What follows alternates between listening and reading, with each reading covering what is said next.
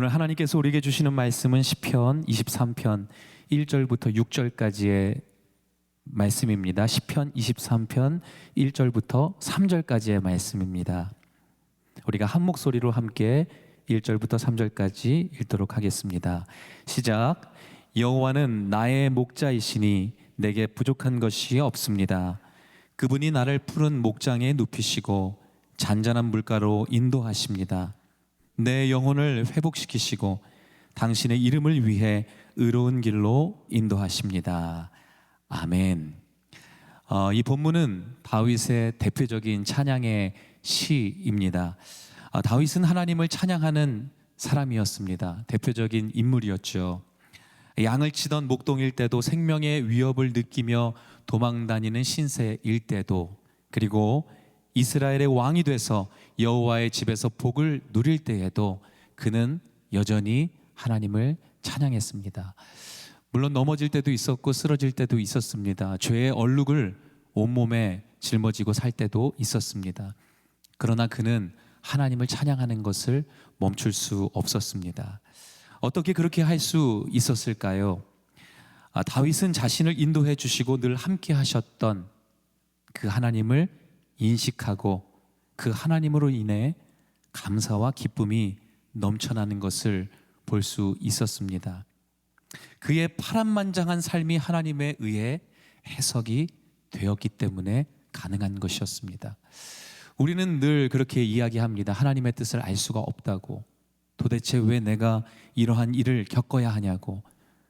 왜 날마다 내 마음은 이렇게 찢어지느냐고. 그런 고백을 합니다. 하나님께서 우리에게 은혜를 주셔서 우리의 모든 인생의 문제들이 하나님의 말씀, 성경을 통해 해석되는 축복이 이곳에 계신 모든 분들에게 있기를 축원합니다. 이것은 여러분들의 예배의 언어를 더욱 풍성하게 할 것입니다. 그냥 감정으로 드리는 예배가 아닙니다. 그리 아니하실지라도 감사하는 그 마음이 우리 가운데 생겨나기 시작할 때에 상황과 감정과 상관없이 하나님을 예배하는 것, 바로 그것 자체가 우리에게 있어서 아름다운 예배의 언어가 될 줄로 믿습니다. 이것은 하나님을 영화롭게 하는 것뿐만 아니라 나와 동일하게 아픔과 슬픔으로 인하여 하나님을 바라보지 못하고 하나님을 예배하지 못하는 자들을 격려하게 될 것이고, 그들을 예배로 돌아오게 하는 통로로 쓰임받게 될 것입니다. 그런 축복이 저와 여러분들에게 있게 될 줄로 믿습니다. 첫 번째, 풍성이 채우신다 라는 주제로 여러분들과 나누고 싶습니다. 1절의 말씀을 한 번 더 우리가 한 목소리로 읽어보겠습니다. 시작. 여호와는 나의 목자이시니 내게 부족한 것이 없습니다. 오늘 이 시편의 말씀을 계속해서 곱씹어 보십시오. 계속해서 이것을 말해 보시고 여러분들의 멜로디를 담아서 또 노래해 보십시오. 여호와는 나의 목자이시니 내게 부족한 것이 없습니다. 다윗은 양을 치는 목자였기에 양이 어떤 존재인지, 그리고 목자가 어떤 역할을 하는지 누구보다 잘 알고 있었습니다. 한번 따라해 보세요. 나는 양이다. 지금부터 우리는 양입니다. 나는 양이다. 호랑이나 사자가 아닙니다. 호랑이처럼 보이고 사자처럼 보이는 사람들도 있죠. 아무리 세 보이고 아무리 힘세 보여도 강해 보여도 우리는 하나님 앞에서 양입니다. 내가 양이라는 것을 인식하는 것이 너무나 중요합니다. 양은 어떠한 존재입니까? 약한 존재입니다. 아무 저항도 할 수 없는 존재입니다. 심지어 어리석은 존재이죠. 길을 잘 잃어요. 우리가 아까 고백했던 찬양의 고백처럼 나 길을 잃고 헤맬 때 늘 우리는 헤매는 존재입니다. 우리 모두는 양과 같아서 그릇 자기 갈 길로 다 갔다라고 하죠. 죄의 길로 가는 존재가 바로 양과도 같은 바로 나, 우리들의 존재의 모습입니다. 그리고 양은 주인의 소유물일 뿐입니다. 내가 주인이 될 수는 없는 것이죠. 그런데 우리는 주인인 척 살아갑니다. 주인인 것 같이 살아갑니다. 주인은 따로 있으신데 내가 주인인 것처럼, 심지어는 주인 없이도 살 수 있는 것처럼 살아가고 있는 교만함이 우리 가운데 있다는 것이죠. 이 모든 것을 통해 우리는 내 부족함을 인정해야 합니다. 그것에서부터 시작해야 하는 것이죠. 나 혼자서는 아무것도 할 수 없다는 것을 인정해야 합니다. 나 혼자서는 아무것도 할 수 없기 때문에 누군가에게 속해야 하는 것이죠. 그분께 속하지 않으면 단 한순간도 살 수 없는 것입니다. 하나님만 의지해야 하는 것이죠. 목자 대신 주님께 의존하고 살아가야 합니다. 그분께 속해야 합니다.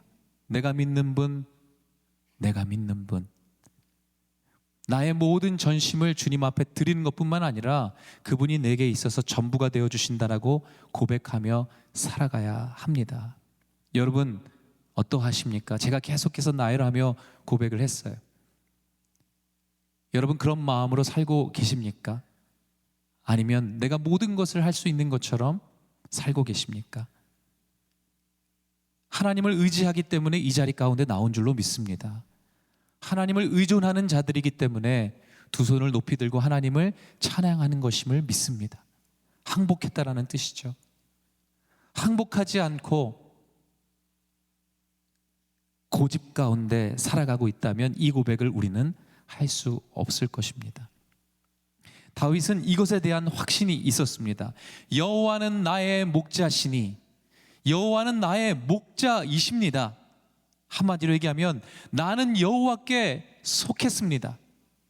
나는 여호와께 들어간 자입니다. 항복한 자입니다. 다시 한번 1절을 제가 읽어드릴게요. 여러분 마음으로 읽어보십시오. 여호와는 나의 목자이시니 내게 부족한 것이 없습니다. 내게 부족함이 없다라는 말이 진짜가 되기 위해서는 전제가 필요합니다. 여호와께서 나의 목자가 되어 주실 때 내게 부족한 것이 없는 것입니다. 다시 말하면 나는 부족한 자이다라는 것이죠. 나는 원래 부족한 게 많은 자인데 여호와께서 내게 목자가 되어 주신다면 나의 필요를 가장 잘 아시는 그분께서 나를 채워주실 것이다 라는 고백입니다.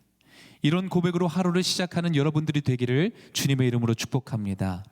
시편 34편 9절부터 10절까지의 말씀을 우리 함께 읽어보도록 하겠습니다. 시작. 오 성도들이여 여호와를 경외하십시오. 여호와를 경외하는 사람들은 부족한 게 없을 것입니다. 젊은 사자들이라도 힘이 없고 굶주릴 수 있지만 여호와를 찾는 사람들은 좋은 것이 부족할 리 없습니다. 마태복음 6장 26절도 우리 함께 읽어보도록 하겠습니다. 마태복음 6장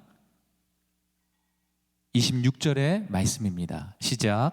공중에 나는 저 새들을 보라. 씨를 뿌리지도 거두지도 창고에 쌓아두지도 않지만 하늘에 계신 너희 아버지께서 먹이신다.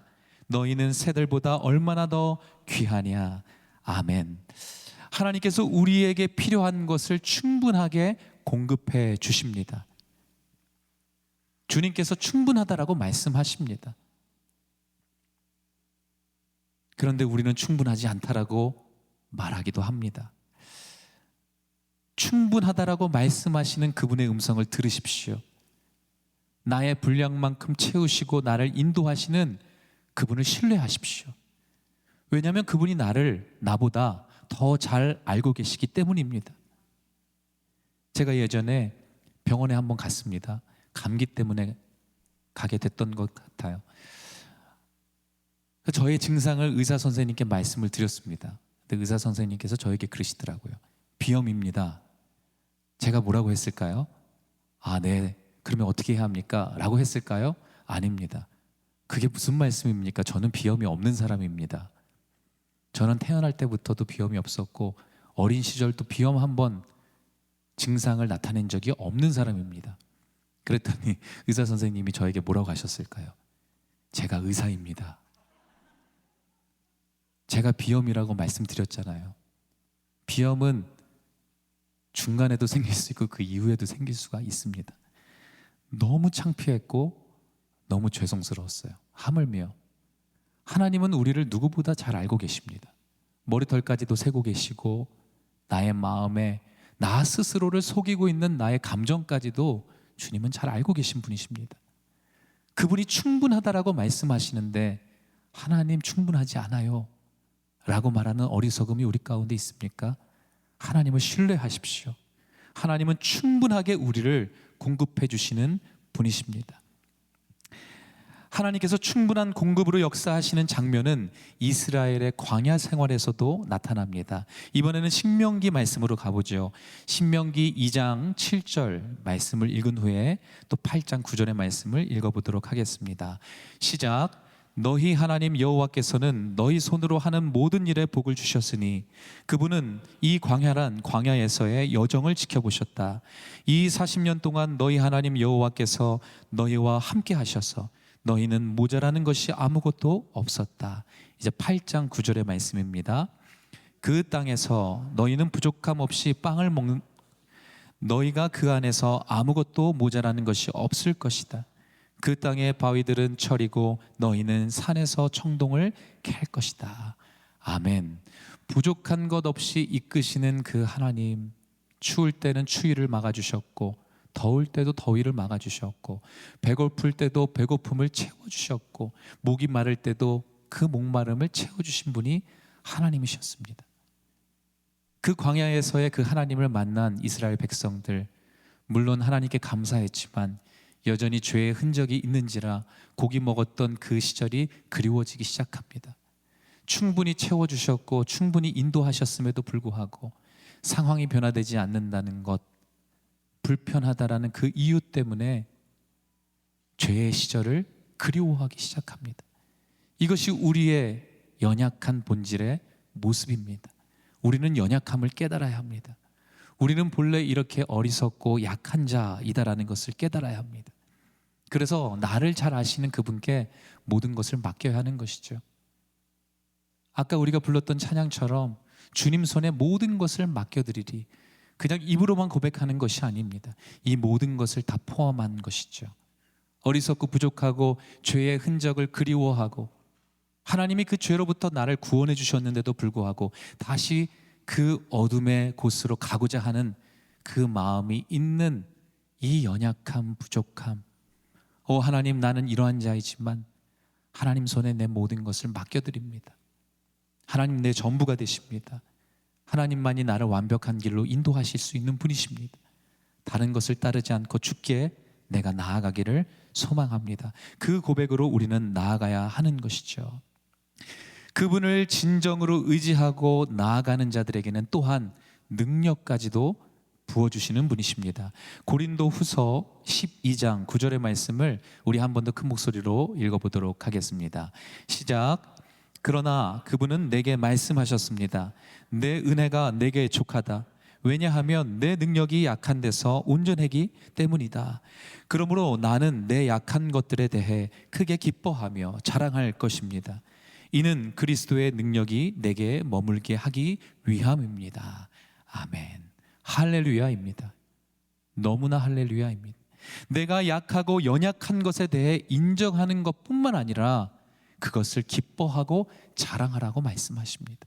왜냐하면 나의 약함을 통하여 하나님의 강한 임재와 능력이 머물기 때문이죠. 계속해서 고집을 부리고 내가 강하다라고 말하고 나의 약함을 인정하지 않는다면 오늘 이 말씀은 이루어지지 않을 것입니다. 그러나 나의 약함을 인정하고 하나님께 내 마음을 열고 겸손함으로 나아갈 때 그분의 강한 임재가, 강한 능력이 내 약한 몸과 마음 가운데 머물게 될 것입니다. 그러므로 내 약함 때문에 물론 내가 변화되어야 하지만 내 약함을 인정하고 내 약함을 때로는 기뻐하며 있는 모습 그대로 주 앞에 나오라고 주님께서 말씀하시는 것입니다. 약할 때 강함이 되시는 하나님의 능력이 내게 임하고 더욱더 드러날 것이기 때문에 우리는 기뻐해야 하는 것이죠. 그래서 그것을 본 누군가가 정말로 하나님이 살아계시는구나, 정말로 당신의 약함을 통해 하나님의 강함이 드러난 것을 보고 하나님이 계시다라는 것을 깨달아 알게 되는 축복이 우리를 통해서도 있게 될 것입니다. 우리 주님은 이렇게 능력으로 채워주십니다. 이제 한 차원 더 나아가 우리는 이런 고백을 해야 합니다.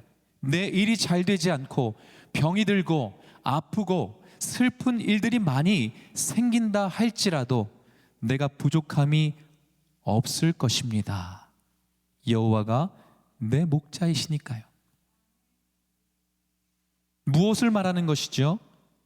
채워지는 내 삶의 풍성함보다 중요한 것이 있는데 바로 그것이 여호와라는 것입니다. 하나님은 물론 나를 채워주시는 분이시지만 그 채움받는 것보다 더 중요한 것이 있고 우리가 더 주목해야 될 것이 있는데 그것은 바로 하나님 자체이시다라는 말씀입니다. 치유 집회를 통해서 우리의 병든 몸과 마음이 낫게 됩니다. 너무나 감사한 것이죠. 그런데 그 치유에만 우리가 시선이 고정되어 있다면 그것만큼 안타까운 것은 없습니다. 하나님께서 왜 우리를 고쳐주십니까? 예수님께서 신약시대의 사람들을 두루 살피사 그들에게 다가가셔서 그들의 병든 몸과 마음을 고쳐주신 이유가 무엇입니까? 물론 하나님의 영광을 드러내기 위한 것도 있었지만 사랑했기 때문입니다.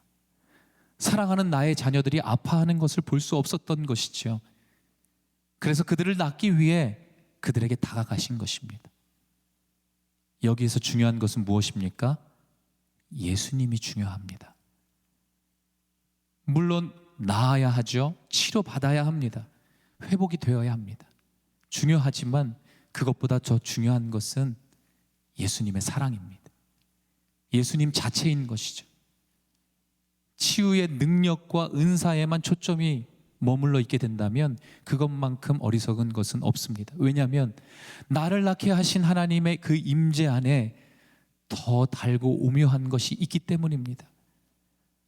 하나님과 더 가까이 교제할 수 있는 그러한 은혜의 장을 마련해 주셨는데 그것을 벅차고 나가고 우리가 그 현상에만 머물러 있다면 그것만큼 슬프고 안타까운 것은 없을 것입니다. 하나님을 소유한 자들이여 기뻐하고 감사하십시오. 하나님께 속한 자들이여 당당하십시오. 하나님이 내 기업이 되십니다. 풍성한 그 어떠한 것이 아니라 그것을 주시는 하나님이, 그 하나님 자체가 바로 내 기업이 되어 주신다라고 말씀하십니다. 하나님은 우리를 풍성히 채워주시는 분이시지만 우리를 채우시는 것 자체가 되어 주십니다. 마지막 두 번째입니다. 생명의 길로 인도하신다. 2절의 말씀을 우리 한 목소리로 한 번 더 읽어보도록 하겠습니다. 시작. 그분이 나를 푸른 목장에 눕히시고 잔잔한 물가로 인도하십니다. 푸른 목장, 잔잔한 물가, 여러분의 마음에 이 단어를 새기십시오. 다른 버전을 보게 되면 푸른 초장에 누이신다라고 고백하죠. 초장에 해당하는 히브리어 네오트는 거처, 장소를 의미하고 있습니다. 그런데 이것은 단순히 거처를 의미하는 것이 아닌 사망에서 뜨겁고 타오르는 태양을 피하며 쉴 수 있는 그늘진 곳, 즉 안식처를 의미하는 것입니다. 연약한 양에게 있어서 이러한 푸른 초장, 이 거처는 생존과 직결되는 것입니다. 생명과도 같은 것이죠. 선한 목자가 되시는 주님이 우리를 생명의 길로 인도하십니다. 우리 모두는 푸른 목장, 푸른 초장에 눕고 싶어 합니다. 싫어하는 사람이 어디 있을까요? 안락한 곳으로 가고 싶어 합니다. 그리고 모든 아픔과 고통이 없는 곳에서, 그러한 상황에서 살고 싶어 합니다. 모든 사람들은 안식처를 원하는 것이죠. 저번 주에 집에 대해서 잠시 나눴는데 여러분 기억하십니까? 모든 사람들은 좋은 집을 얻고자 합니다. 비와 바람, 뜨거운 태양, 좋지 않은 공기, 대기, 심지어는 들짐승, 그리고 낯선 사람으로부터 날 보호해 줄 수 있는 집을 얻기를 원한다라는 것이죠. 내 생명을 보장받고 싶어하는 본능에서 나오는 욕구입니다. 결국 이것은 영생을 얻고자 하는 본능과도 관련이 있습니다. 그런데 영생을 주시는 분, 생명의 길로 인도하시는 분은 한 분이시죠. 그러나 우린 다른 무언가를 의지하며 다른 길을 찾아 여행을 떠나 나아갑니다. 계속해서 여러 길이 있다고 어둠은 우리를 속이죠. 늘 어둠이 우리를 찾아와 우리를 속이고 있는 것입니다. 디모데전서 4장 1절부터 2절의 말씀을 제가 한번 읽어보도록 하겠습니다. 성령께서 밝히 말씀하시기를 마지막 때에 어떤 사람들이 믿음에서 떠나 속이는 영들과 귀신들의 가르침을 따를 것이다 라고 하신다. 그런 가르침은 양심에 낙인 찍힌 거짓말쟁이들의 속임수에서 나오는 것이다. 속이는 영, 어둠은 두려움을 가져다 줍니다. 어둠이 임하면 본능적으로 무섭고 두려움이 생기게 되어 있습니다. 어두움을 물리치지 않으면, 어둠이 계속되면 시야가 확보되지 않습니다. 분별력도 저하가 되는 것이죠. 그러다 결국 어떻게 됩니까? 넘어지게 됩니다. 솔로몬이 그러했습니다. 느헤미야 13장 26절의 말씀을 함께 읽어보도록 하겠습니다. 느헤미야 13장 26절의 말씀입니다. 시작. 이스라엘의 왕 솔로몬이 그래서 죄 지은 것이 아니냐. 많은 나라들 가운데 그 같은 왕은 없었다. 그가 하나님의 사랑을 한 몸에 받아 하나님께서 그를 온 이스라엘을 다스리도록 왕으로 세우셨지만 이방 여자들 때문에 그마저 죄에 빠지고 만 것이다. 솔로몬은 정치적인 목적 때문에 이방 여자들과 혼인을 하게 됩니다. 이 방법이 평화를 가져다 줄 것이다라고 생각했던 것이죠. 그리고 그 나라의 안정을 가져다 줄 것이다 라고 생각했습니다. 그것을 믿었습니다. 결국 두려움 때문입니다. 그렇게 하지 않으면 평화와 안정이 없는 두려운 나의 나라가 될 것임을 그는 생각했던 것 같습니다. 결국 이 모든 것이 두려움 때문에서 온 것이죠. 두려움을 물리치지 못하면 세상적인 방법을 찾게 되어 있습니다. 그래서 하나님의 뜻과 벗어나 길을 잃게 되는 것이죠. 결국 예레미야 2장에 나오는 죄를 범하게 됩니다. 예레미야 2장 13절의 말씀은 이렇게 우리에게 말하고 있습니다. 내 백성이 두 가지 악을 저질렀다. 생명수의 원천인 나를 버리고 스스로 물 저장소를 파서 만들었다. 그러나 그것은 물을 담지 못하는 깨진 물 저장소였다. 우리는 이렇게 기도해야 합니다. 두려움으로 인하여 넘어지는 자가 되지 않게 하시고 오직 두려워해야 할 뿐만 두려워하는 하나님을 경외하는 자가 되게 하소서. 참된 신앙을 지켜나가기 위해 날마다 내가 죽고 내 안에 그리스도께서 사는 은혜를 우리에게 허락하소서. 여러분, 그러나 안심하십시오. 이런 우리를 위해 예수님이 오신 것입니다.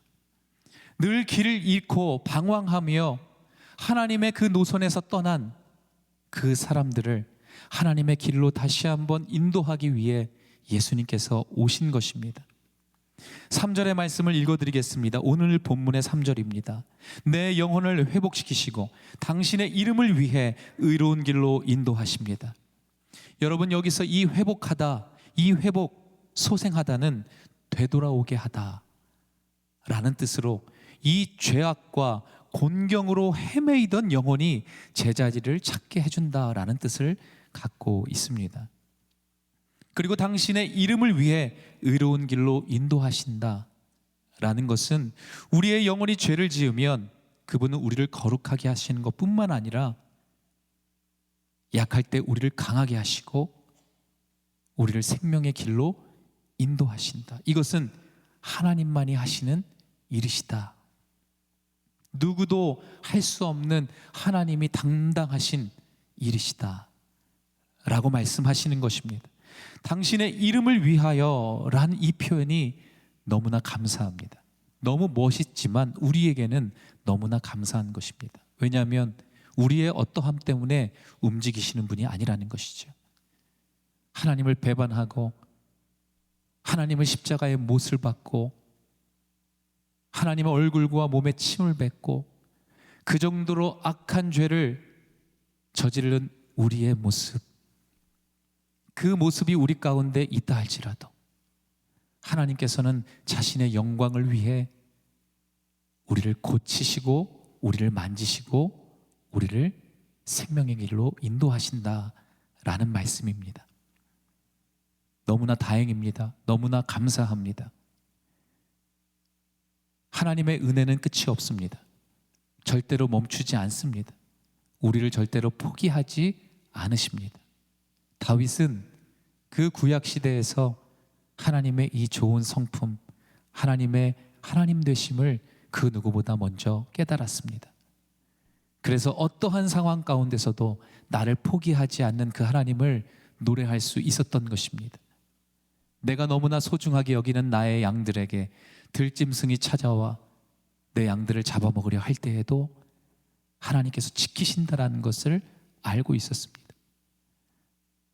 나보다 훨씬 큰 골리앗 그 앞에 내가 서 있을 때도 주눅들지 않았던 것은 하나님께서 나를 절대 죽게 하시지 않을 것이라는 것을 누구보다 잘 알고 있었던 것입니다. 성적인 그 죄를 지을 때에도 마찬가지였습니다. 그 하나님이 나를 얼마나 사랑하시는데 내가 왜 하나님과의 관계를 깨트렸을까? 그 본질적인 아픔 때문에 슬피 울며 나단 선지자의 그 말을 듣고 즉시 회개했던 다윗의 모습이 바로 오늘 이 시편 본문의 말씀을 통해서 전 인생 가운데 날 다스리시고 나와 함께 하시며 나를 포기하지 아니하시는 그 하나님으로 인해 이루어진 사건이었던 것입니다. 여러분, 우리의 삶이 이러하기를 원합니다. 우리의 삶을 통하여 수많은 사람들이 시편을 보게 되기를 원합니다. 우리의 삶을 통해 시편의 아름다운 찬양이 수많은 사람들에게 울려 퍼지기를 원하고, 가장 먼저는 하나님께 진실된 우리의 인생의 고백이 되기를 원합니다.